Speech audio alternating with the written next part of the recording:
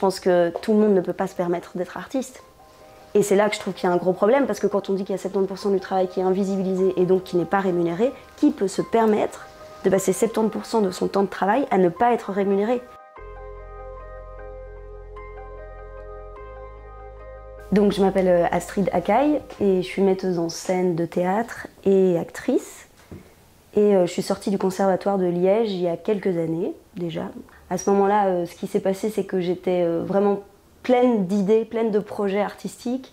Donc je suis sortie avec vraiment l'envie de travailler là-dessus. Et j'ai énormément travaillé sur ces projets. Et j'ai été assez peu employée pour tout le travail que j'avais produit sur ces projets artistiques.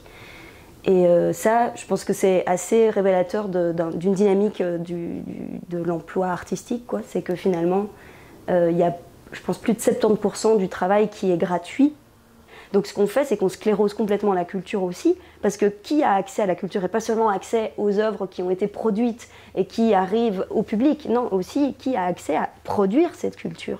Je pense que ce qui m'a été utile aussi, c'est à un moment donné de me rendre compte que j'étais pas toute seule dans cette situation. Je suis engagée dans plusieurs collectifs militants.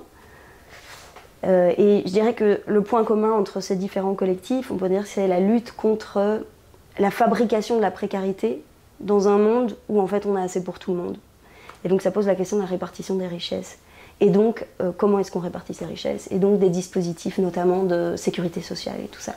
Les mouvements dans lesquels je suis qui traitent de ces questions-là, on traite toujours dans une question de solidarité avec les autres travailleurs et travailleuses et pas dans l'idée d'une exception des artistes. Donc par exemple la Monnaie, l'objectif c'était vraiment de faire entendre des voix qui ont été invisibilisées pendant la crise et de faire voir les conséquences sur les vies des plus précaires des mesures sanitaires qui ont été décidées, etc.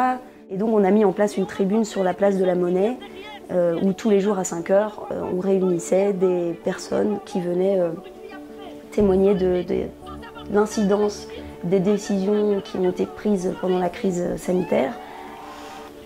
Et donc de mettre en évidence l'aspect politique de ces prises de décision. Nous voulons ici, avec vous tous et toutes, nous voulons écrire le récit alternatif dont notre société a besoin plus que jamais. Notre colère est sérieuse et notre rage est partagée. Et ça a été une expérience, je sais pas comment dire, c'était trop bien, c'était trop beau. C'était trop beau d'entendre, enfin c'était touchant, c'était fort. Et c'était un moment où, pour moi, la dimension culturelle qu'on a amenée, elle avait son sens parce que c'était comment est-ce qu'on prend soin de ces paroles qui sont portées sur une place publique. Ce que je vais dire là tout de suite, c'est des vérités. Des vérités qui sont peut-être parfois dures à assumer. Et les centres fermés et moi dans ma chambre. Et les hôpitaux bondés et moi dans ma chambre. Et les forêts rasées et moi dans ma chambre. Et la police armée et moi dans ma chambre. Je vous remercie maintenant pour ce temps de parole. Et justice pour Merdi. Merci à tous. Justice pour Merdi. En fait, moi, ce que je pense, et ce qu'on défend aussi avec le collectif Métal, c'est qu'une des données qui est importante, c'est un chômage non dégressif pour tous et toutes. Et donc pas que pour les artistes. Et un accès aussi qui soit facilité. C'est clair que ça permettrait qu'il y ait une autre forme de culture, qu'il y ait plus de voix diversifiées aussi dans cette culture.